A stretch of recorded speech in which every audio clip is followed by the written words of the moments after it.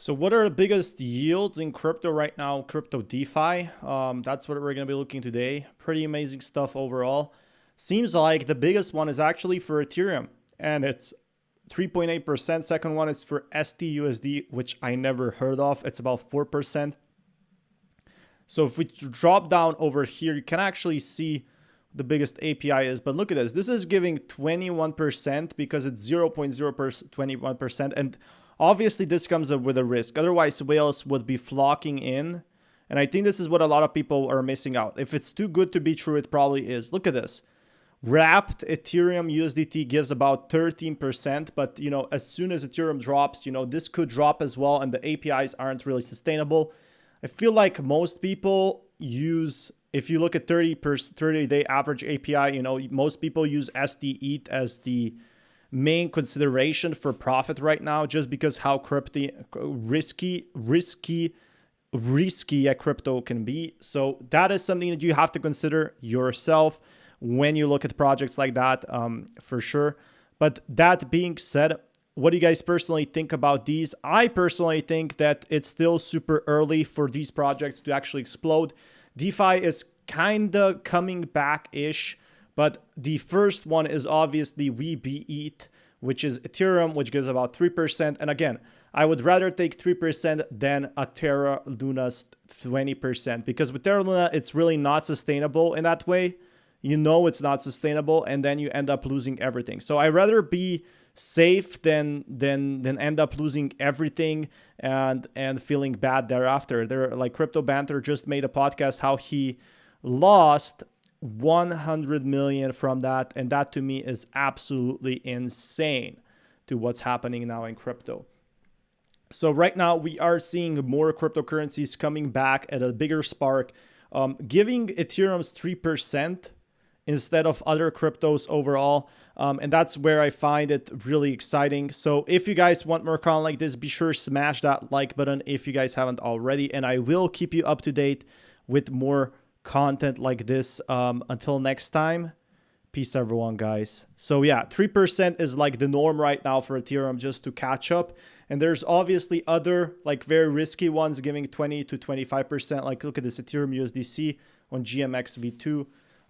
Giving like profits with through Arbitrum like reward API. I wouldn't do 25% a year. I don't think it's sustainable or long term. And I think there's a lot of whales that are actually profiting on a different way instead. So I think that's the big difference that a lot of people don't consider.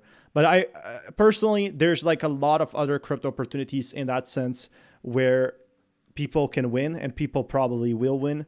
So that's another factor to consider. Until next time, peace everyone. So I was wondering how did Terra Luna Classic react to Daquan's bankruptcy. So Daquan basically said Terra Luna Classic is bankrupt. You can't get any money at all. And that's the pretty exciting fact. And there is huge news we have to talk about Terra Luna Classic, because right now it's been over 2 years since the Terra Luna Classic collapse, and it shocks still a lot of people. Some people lost millions, some people lost billions, some people lost just a few dollars, and it doesn't matter.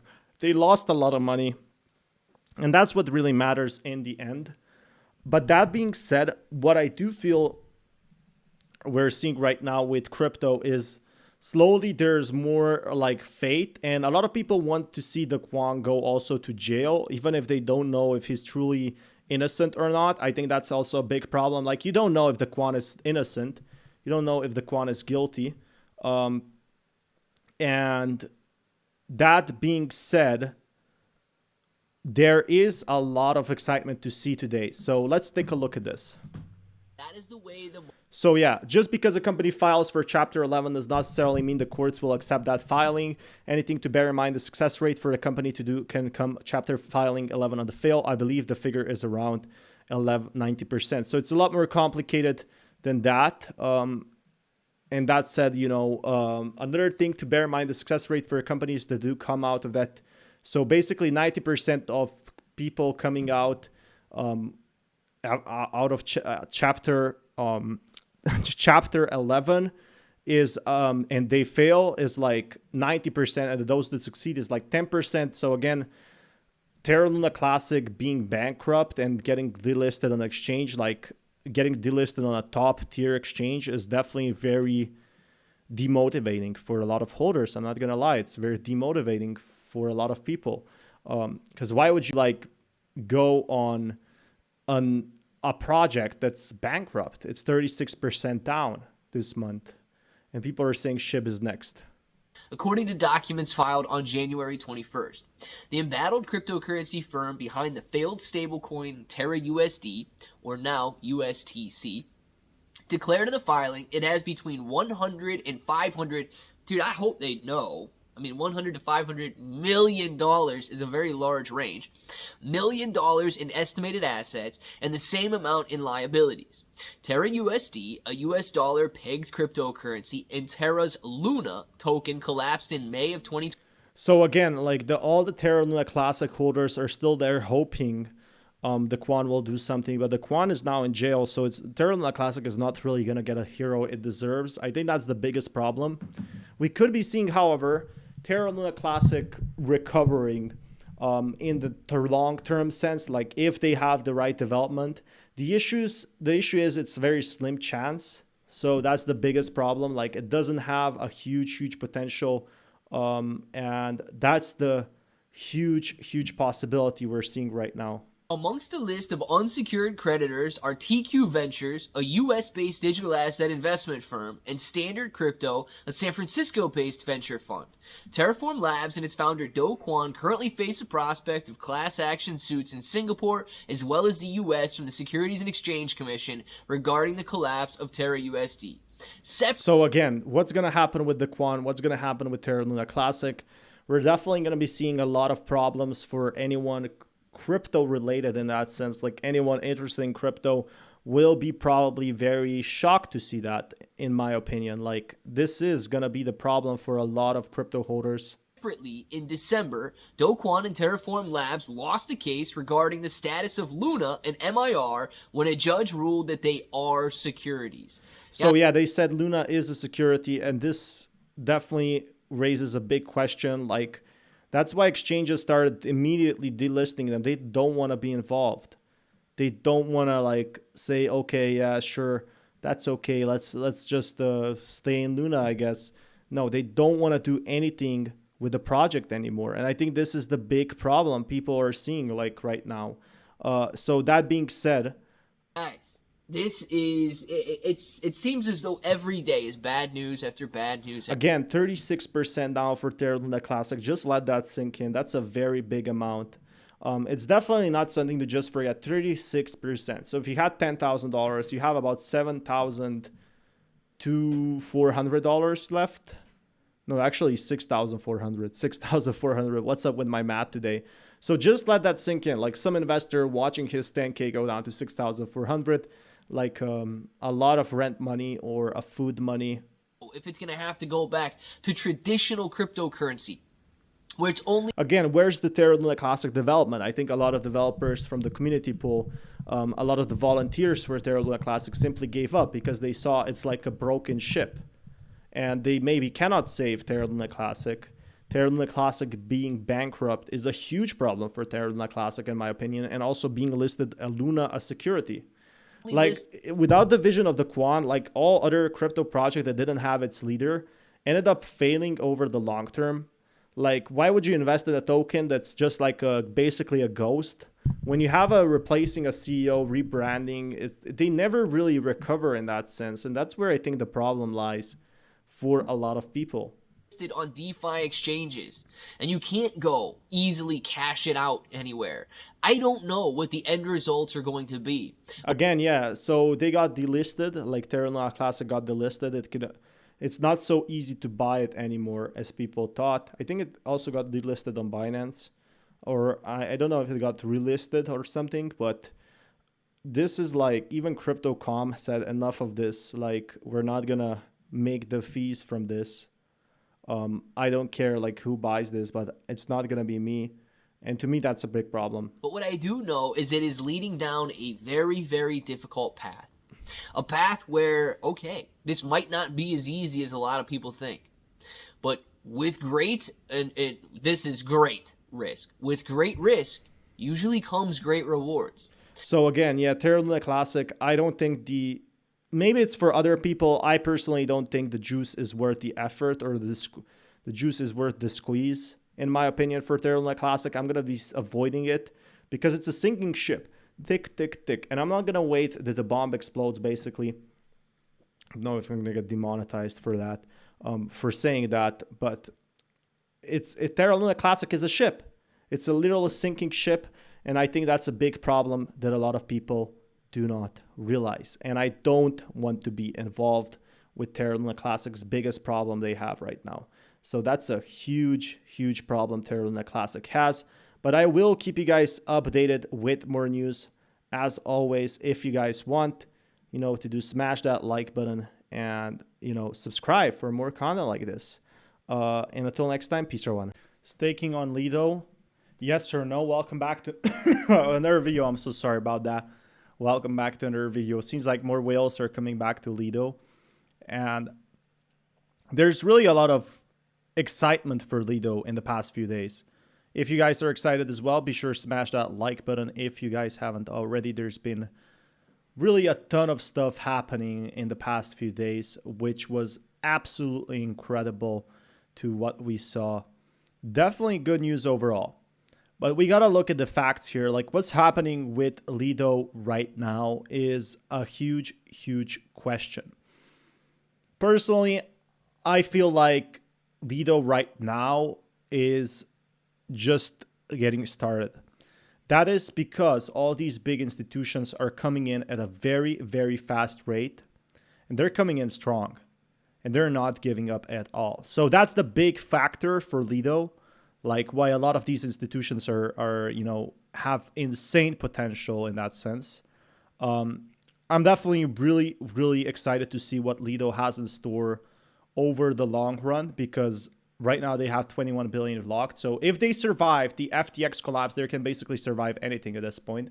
So that's the huge news. But then again, it has been during the hardship. It has been during the good times, during the bad times, everything like that. So with that being said, my personal opinions on it are, I'm quite bullish, to be honest. I'm quite bullish for a very simple reason, is because they have survived literally everything, and their code has been simply audited by a lot of developers. So that's another thing that's been a fantastic update for a lot of the LIDO projects. Again, ton of new stuff happening for them. There's only one downside for you. Now, while there's smart contract risk, I think also a lot of players will end up getting very frustrated if they're staking a very small amount with LIDO. Let's say 3 to 1 Ethereum, because LIDO is actually, when I took the research, they're actually going for the longer term in that sense. They're actually going for bigger projects. So I think that's something that people don't talk about. LIDO is actually aiming for the big players in that sense. It's aiming for the big institutions. And someone with maybe 1 or 2 ETH might not be enough for its small API. And I'm not saying that to be rude. I literally think that this small amount of API might not be enough in that sense for a lot of people. But that being said, it might catch the attention of so many others. So that's where LIDO really wins. It is a bit on the different side in that sense. But I think it will be used by many. So what I'm trying to say here is, liquid staking worth it? It's only worth it if you have a lot of money. Otherwise, you're going to pay a lot for gas fees. I know a lot of people were complaining about huge gas fees, but the total value locked is bigger and bigger. And why is that? I think because it's more institutions coming in. I genuinely think it's because more institutions come in. So that's the big thing about it. LIDO has been seeing a ton of improvements, and I mean literally a ton since its launch, and really good ones as well. So that being said, I definitely think that LIDO's potential will not go unnoticed by the huge bull runs. So that's a huge thing that a lot of people don't talk about. And personally, I feel like that LIDO is one of the stronger out there in terms of code, because right now it's been like months and it still hasn't been seeing like anything bad in that sense happening. So that being said, personally, what do I think about Lido? I think it has a ton of potential. I think the APIs will drop as more people start to stake. So basically, that's how staking works. The more people stake, the less rewards there's going to be. But also, this means Lido's total value locked will go up. And if it does crash, well, guess what? A lot of cryptocurrencies will end up giving up in that sense. So I think there's like a double-sided sword. So yeah, a lot of people will give up in that sense. But the good news is, this is gonna help a lot of different users in that way. Anyway, guys, I will keep you updated with more content like this. If you guys want more updates, be sure to smash that like button. So personally, there's also been concern about Lido that if Lido goes bankrupt, there's not going to be enough to cover everyone. And while that is true, the DAO is simply, so DAO is like a group of people. They're trying to work on actually having like this sustainable pool where more people will, you know, get their money back if they get slashed, if they get like other risk. I think the biggest issue for Lido is the smart contracts risk. Now, while it's not a complete DeFi, you always got to be careful. You know, there's never no risk. There's never free lunch, and you can always stake yourself. You can maybe even have a server, or even simpler, you can use all nodes, and that's fine too. Like if you use the all nodes, guess what? You're gonna have like no issues at all. I know Coinbase and OKX use that, but a lot of these big institutions, what I think they're doing right now, if you look at the big numbers, and Lido probably knows this, and this is why they're making 200K a day. I think they're making like 200K a day in revenue here. Look at this, $250,000. This is the biggest factor of them all. Like a big institution comes in, stakes in 2-3 million or 20 million, stakes for about a month, profits every reward, and then basically backs off. So I think that's the big difference about it that a lot of people don't realize in that sense. But that being said, what do you guys personally think about this one? I am definitely very, very bullish overall. If you guys are as well, I think Lido has a ton of potential. Again, it's being used by big institutions, and if you don't use it, that's fine as well. Like, you don't have to use it in that sense. And maybe another institution will. And I'm not saying that to be rude. I'm saying like there's tons of other projects that are more bullish on it.